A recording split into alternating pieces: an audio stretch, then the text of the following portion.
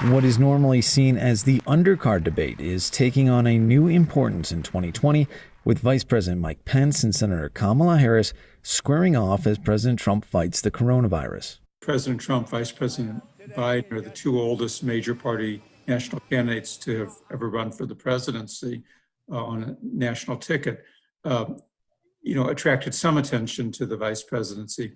I think the fact anytime you have a presidential succession situation, it focuses attention on the vice presidency. The wellness of the presidential candidates, both in their 70s, will be top of mind when the running mates meet on Wednesday, as well as Pence's role as the head of the coronavirus task force. The candidates will be even farther apart on the debate stage than was originally planned and separated by plexiglass, as Pence continues to draw criticism for campaigning after being around a number of Republicans who have tested positive for the virus.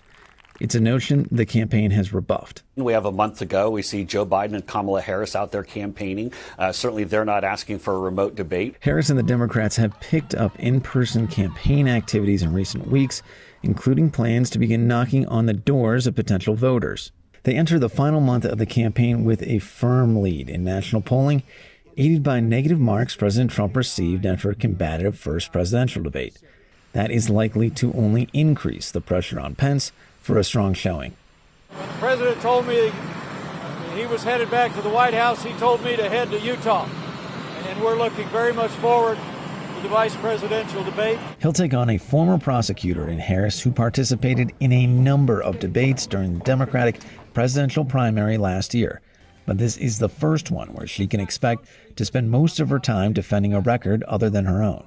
Normally, vice presidential debates focus more on the presidential candidates than the vice presidential candidates. If you're a vice presidential candidate and you find yourself talking a lot about yourself or the other person on the stage, you're probably missing a bet. You're probably wasting your airtime to some extent. And the debate here in Utah is going to be the only time the vice presidential candidates will go toe-to-toe. And with questions remaining about the two other presidential debates still on the schedule, it's possible this is the last presidential debate before Election Day, at least the last debate that will happen in person. Andrew Rafferty, Newsy, Salt Lake City.